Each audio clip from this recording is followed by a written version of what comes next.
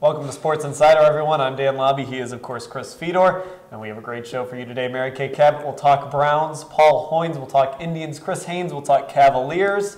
Let's get right to it because it is Steelers week, and we are joined by our Browns beat reporter, Mary Kay Cabot. Mary Kay, how are you? I'm great, guys. How you doing? Doing well. And Mary Kay, we got to hear from Johnny Manziel yesterday. He talked about the social media photos. He talked about maybe not being very tall, which we all kind of knew. Was there anything different from Johnny Manziel yesterday than we've heard in the past? No, not really. I think it was the only thing that I thought was a little bit new was, the admission by him that, you know what, hey, I'm only 5'11 and a half, and I'm not going to be able to necessarily see over guys like other quarterbacks do. It's not like we all didn't know that already, but just to kind of hear him say it, I thought was quite interesting. The other thing is, I was struck by the fact that, he completely 100% is still defending, his weekend activities, even though, we all know now that some of those weekend activities could actually get him into trouble, and, some of that stuff landed him in rehab last year. So I was surprised, actually, at some of the stuff. Even though it was tame for Johnny, I was surprised we saw some of that stuff coming out over the weekend and that he's standing by it. Mary Kay, what are we looking for today and even tomorrow on the practice field to give an indication on who the starting quarterback is going to be Sunday against Pittsburgh? Well, this is the last, sort of big day of install for offense. And if Josh McCown really isn't feeling up to full activity and really, 100% ready to go by today, I think they have to give serious consideration to starting Johnny Manziel in this game. I mean, you can't push it too long. You've got to get the game plan down. You've got to get, Johnny really ready to go or whatever the case may be. So I don't know. I walked away from Josh McCown yesterday feeling like he was a little bit discouraged about how he felt. I think he's still about 50-50 at this point, or at least he was yesterday. We should know more when we see what he does today. Mary Kay, going back to Johnny Manziel, you did, of course, publish a post just recently. It's at cleveland.com/Browns, and I'm going to read the first paragraph here. You basically say the Browns can't count on Johnny Manziel as their franchise quarterback on or off the field and need to draft a quarterback high in the 2016 draft. Are you thinking the Browns might be feeling the same way you are about Johnny, especially because, as you say later, they're 2-7. At some point, you'd think they'd have to find out about this kid, and there doesn't seem to be a rush to do so. Well, you know what? I mean, they've defended him all year long, and they keep saying, we keep hearing from Ray Farmer, from John DeFilippo, and everyone that they still think he can be the guy. But I think by now it's pretty evident that they are having their serious doubts, like so many other football experts in the NFL have had their doubts. And even if they do think that he can cut it at some point, if he's not ready now with, 7 games left in the season and they just still don't know yet, then you cannot go into next year thinking that he definitely 100% can be the guy, especially not when you have such a high draft pick and there are some intriguing prospects coming out in the draft. So that coupled with the fact that I think he is showing major red flags off the field, and I didn't even get into this. I kind of almost forgot to get into the fact that, he's on the injury report every week with tendonitis in his right elbow. So that there are some major concerns here. Mary Kay, if you go back to the way that he played Thursday night against Cincinnati, obviously Mike Pettin said, we want to get him calmed down. He missed some reads. He wasn't doing some of the things that we wanted him to do, at least inside the pocket. After they had a chance to reevaluate the way that Johnny played on Thursday, do you think their initial impressions were the same? I think so. I think when they look back, Mike, that was Mike's, first honest, heat-of-the-moment reaction at halftime that, hey, you know what, he missed, some of those early reads and kind of bolted a little bit too early and we needed him to do some other things. I think that, yes, I think when they went back and watched the film, they felt the same way. There were a lot of things that he missed, even as early as the first play of the game. So, he's just kind of still playing Johnny football and not really going through the reads or the progressions yet. And I didn't even think that the defense was playing fast, that the Bengals defense was playing fast or that they were really attacking him in that first half in the way that, say, the Rams may have or, the Cardinals may have. So I do think that that they are looking at the film and saying, you know what, we're just not 100% sure here. Mary Kay, does that sort of explain the disconnect between, there are a lot of fans out there that see Johnny on Thursday night and they see him running around and throwing that touchdown pass and all of that, and the coaching staff who sees the film, and of course there was that SB Nation post that was going around yesterday showing all the open receivers. Is that where the disconnect comes in that, fans love to see the excitement of Johnny Manziel, but Browns coaches are looking at this film and they're saying he's not playing quarterback at an NFL level? Well, that's right. And, when you see him running around in that first half, I think everybody got really excited. I mean, if you followed Twitter throughout that first half, there were plenty of really, smart NFL analysts and writers and people that were really excited about Johnny. And that's the Johnny effect. He does have that impact. But if you take that away from him, which the Bengals did in the second half, then, as I said in my column today, it kind of siphons the air from Johnny football. And it's not that the Browns don't want Johnny to be Johnny. It's that they recognize that opponents will take away the Johnny effect, the rolling out impact and those kinds of things. And then he has to be able to function within the framework of the pocket. And again, even Johnny admitted that at times he can't even see over these guys. Mary Kay, I'm going to ask you a question that I've seen a lot on Twitter recently, and people have mentioned it in the comments section of cleveland.com. Does Mike Pettine like Johnny Manziel? I think he wanted to like him this year, and I think that John DeFilippo wanted to like him, and I think Kevin O'Connell wanted to like him. I think they all wanted to believe in him. I think Mike Pettine had renewed hope for Johnny Manziel. But I am starting to believe that the offensive coaches are seeing what the offensive coaches from last year, Kyle Shanahan and Dow Logan, saw. That even though they're excited about some of the things that he can do, the total package isn't there, and you're probably, at least right now, not going to be able to win with him. Mary Kay, we're going to get a look at the other first-round draft pick for the Browns this week. Cam Erving is going to start at left guard, a position he admitted that's where he's taken the fewest reps so far when he has gotten reps in practice. What are you expecting to see? I know it's the offensive line, but what are you expecting to see out of Cam Erving?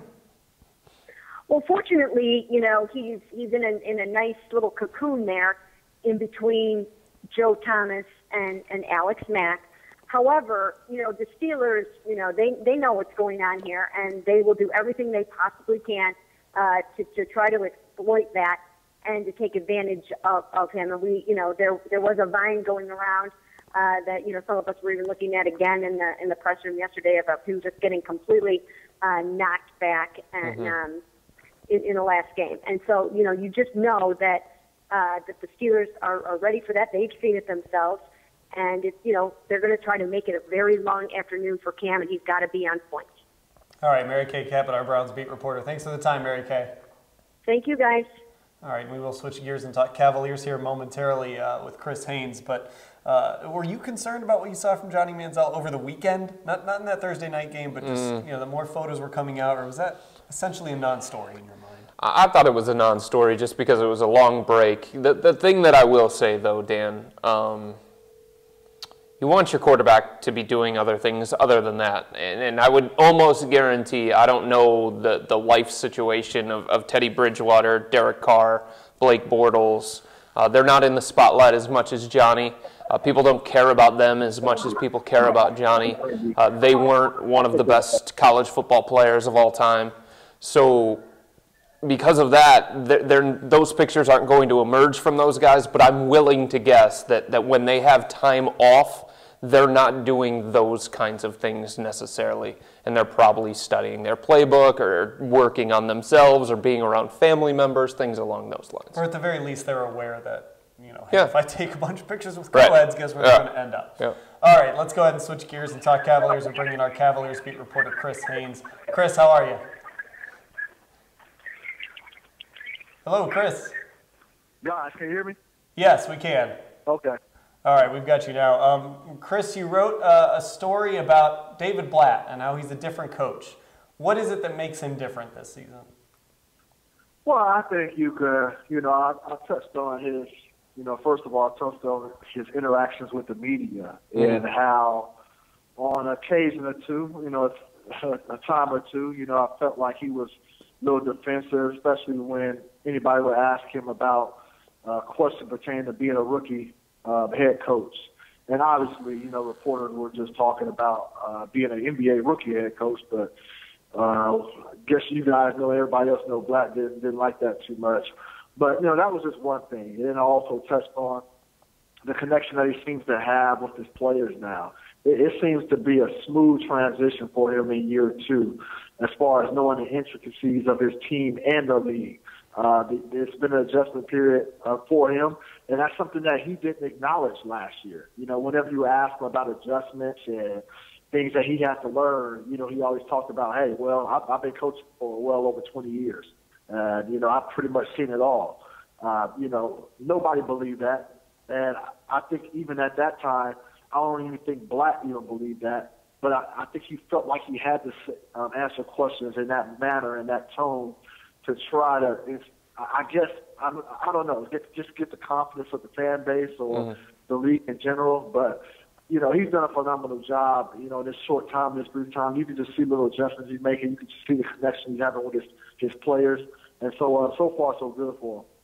Chris, if you go back to last year and you talk about David Blatt and some of the things that he learned along the way, what do you think needed to happen? What do you think he needed to see in his first year in the NBA to have the kind of epiphany that he had going into his second season? You know, Coach LeBron James. So, I mean, that guy right there, I mean, that's a hard task for any NBA head coach.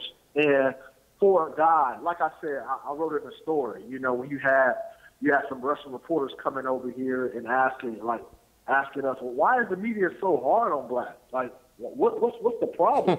It's not Blatt's fault. It's Brian's fault. He's not listening to Blatt. And over there, I had learned that the coach is the revered figure. He's the one that gets most of the limelight. Players come and go over there, and you know, Blatt didn't have that. You know, that's not the world of the NBA. And I think Blatt realized that. It might not have been, all the friction and all the chaos that went on with the Cavs. It might not have been Blatt's fault, but he was going to get the blame because in this league, the first to go is the coach. So I think that just going through all those ups and downs and the controversies of the NBA season, I think that was the epiphany for him to finally realize, hey, I'm not the untouchable guy in this situation. Chris, you've written about Timofey Mozgov. You talked to him. Chris Fedor, of course, has written about him as well in his observations the other night. With Mozgov, look, this is a big center. It's almost a dying breed in the modern NBA. He hasn't gotten his minutes in the fourth quarter, which was a storyline last year. How do you think Mozgov has performed, and how do you think he's handling this situation? I think he's performed well in the time that he's played.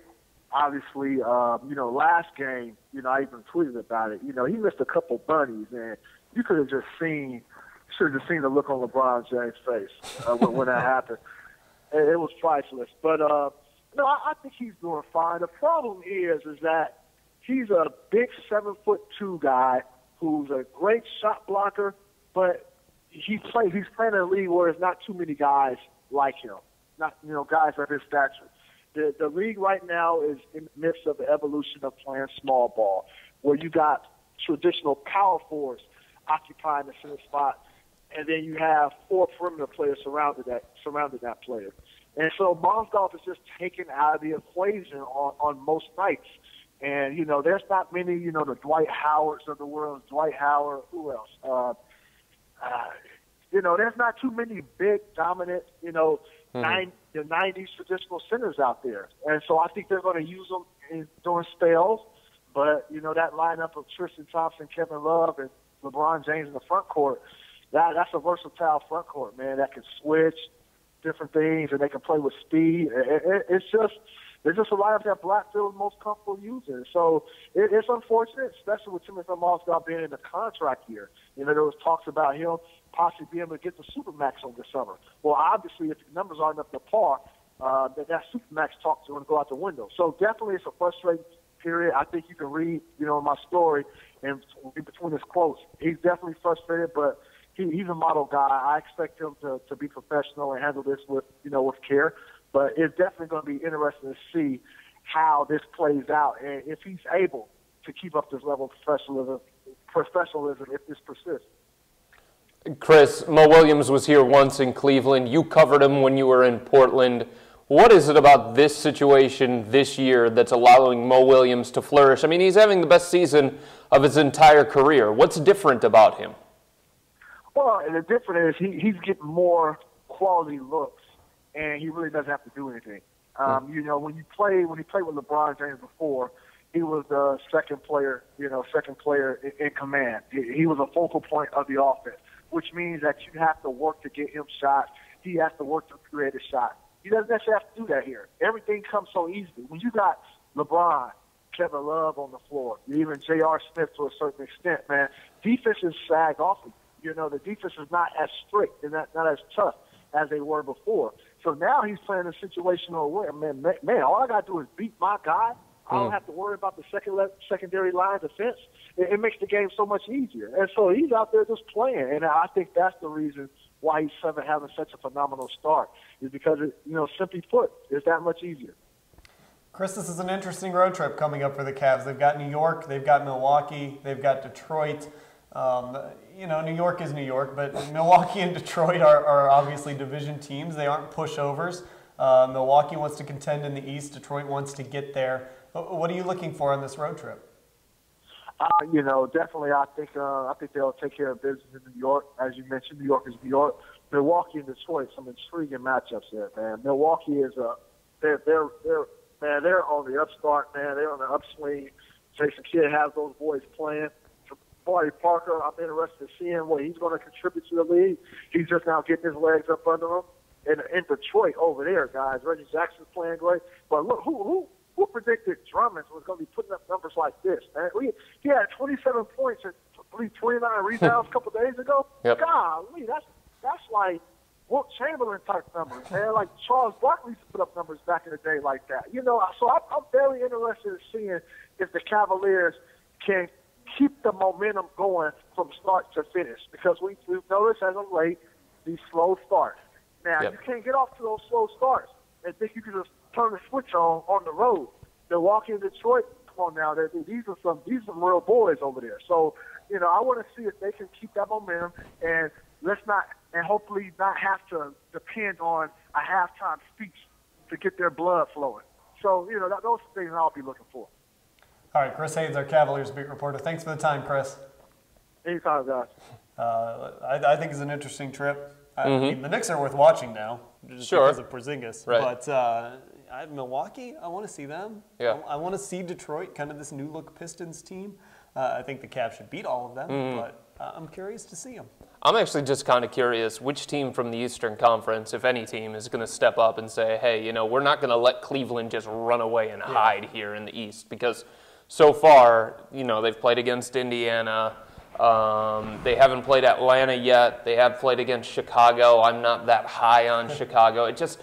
If you look out west, there are teams that stand out to you and you're like, wow, that team could really contend with Golden State. You talk about Oklahoma City, you talk about San Antonio, and I just don't think in watching the first part of the NBA season that there's that team in the Eastern Conference that can really challenge the Cavs. Maybe Milwaukee, if they get all their pieces together. Maybe Detroit, because they're young and they don't know any better. Maybe Atlanta, but it just doesn't seem like that team is out there. Yeah, it seems like maybe a team like Indiana has that swagger. Yeah. They're not afraid of the Cavs, but I don't know if they could beat the Cavaliers. Right, I mean, it's one thing to not be afraid of the Cavs. It's another thing to be running out George Hill and Monte Ellis in your backcourt. It's a little bit different. All right, let's talk some Indians baseball here as the weather starts to get a little bit colder. We bring in our Indians beat reporter, Paul Hoynes. Hoynesy, how are you? Hi, guys. How you doing today? Doing well, Hoynesy. And Michael Brantley not doing so great. He's going to miss 5 to 6 months with shoulder surgery. It's not really going to go much into the season, but is this something that could have been done sooner or should have been done sooner? The way these things usually work, they usually do this in January. This is the kind of thing that they wait too long on. I guess you could, the way it sounds like the scenario was like, they shut him down at the end of the year. The shoulder started feeling pretty good after he got a cortisone shot. And just to make sure that he was okay going into the off season. They kind of, put him through a 2-week rehab program, and he started swinging again and felt it, and so they decided to, do the surgery. So, I think, could they have done it sooner? I guess they could have done it right at the end of the year, but you don't want to do surgery. I guess guys have played with torn labrums before, but I think they caught it as quickly as they could in this instance. Does this put more of an emphasis, Hoynes, on this offseason in trying to find another outfielder? Does that move to the top of the priority list now? Yeah, I think so. I mean, I think that was probably one of their top concerns, just even before they knew about Brantley's shoulder, because, you look at it, they had Michael Brantley, and that was it. There was nobody else in the outfield. I mean, Chisenhall's like a new guy, a platoon guy. You had Abram Almonte, who they got, kind of a 4A player that played well for him. But is he an everyday center fielder? So you had a bunch. Jerry Sands is kind of a platoon, kind of option.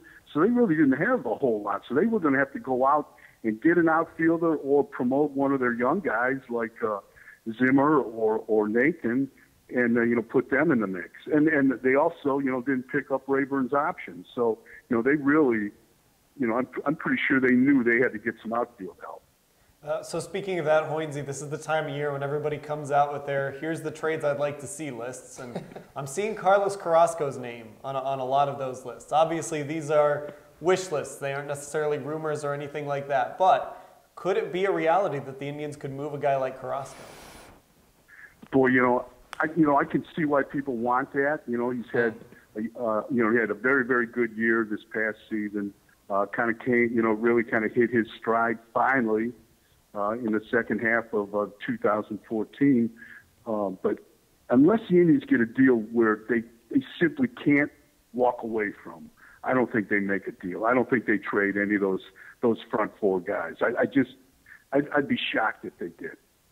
Hoynes, I know you've spent a lot of time recently combing over the free agent list. Give me a guy or a couple of guys that you have your eye on, that you have circled for possibly coming to the Indians.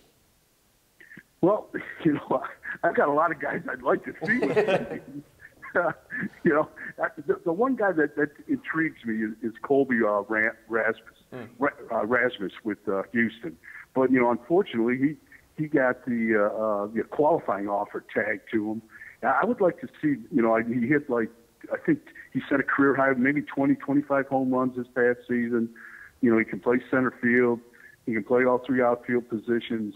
Hasn't fit in well with clubhouses in Toronto and St. Louis.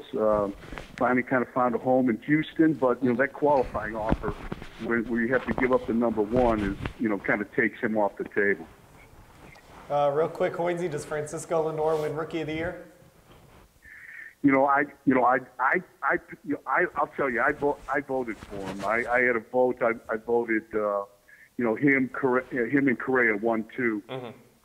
But my gut is telling me that, power and helping a team reach the postseason probably kind of wins out on this. And it wouldn't stun me if Correa wins this award. Hoynes, you said you voted for Lindor, though, over Correa. Why did Lindor get the edge in your eyes? It was really a tough call. I thought, that Correa, joined a team that was in first place, that was playing well, had kind of the roller coaster ride, but still made the postseason. Lindor joined a team that was dead in the water. I thought they were headed for 95, 100 losses. It just was a team that just was going nowhere. And I think he just kind of, by his personality and his talent, I think he kind of changed the attitude and the outlook on that club. And he played his rear end off. He played great. All right, Hoynes, we'll let you go. That's our Indians beat reporter, Paul Hoynes. Thanks for the time.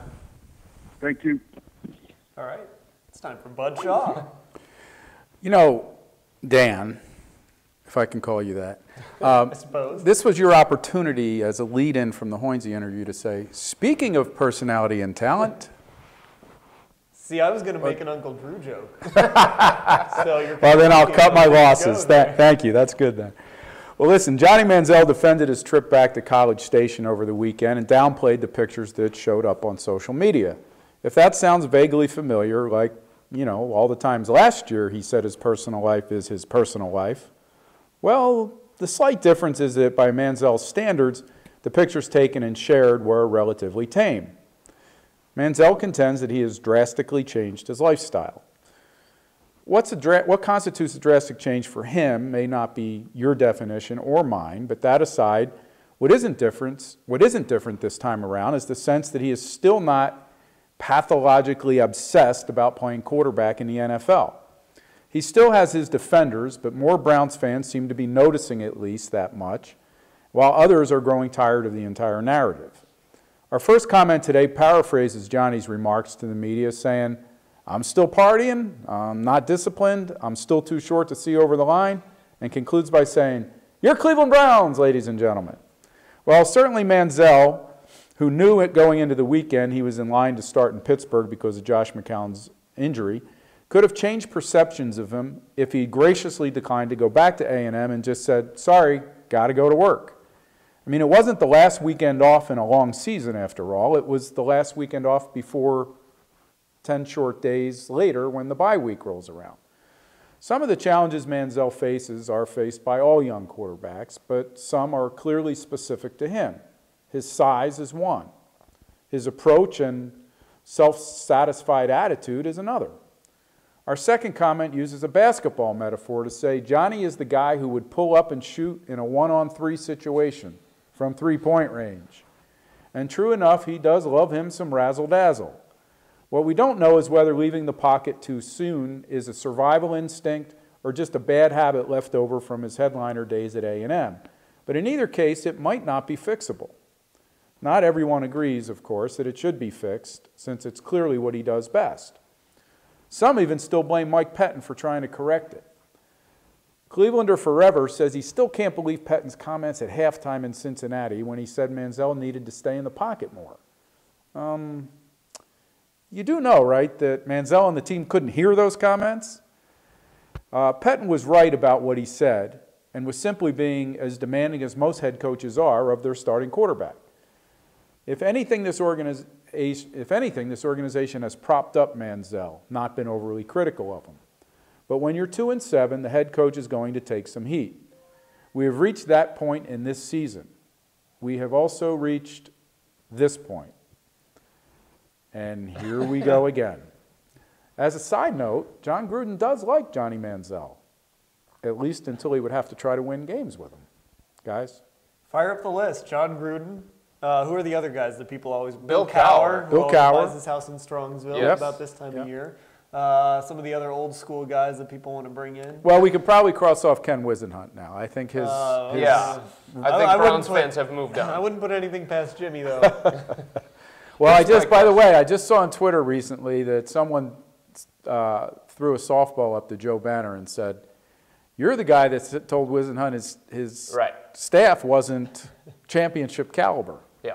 And, of course, Banner hit that one out of the park. Oh, yeah. And said, Sure, of course I did. He took a victory last. Yes, he did. There's no question about that. Here's my question, but you've been around for so long. You don't have to say it that way, really. Chris. So long.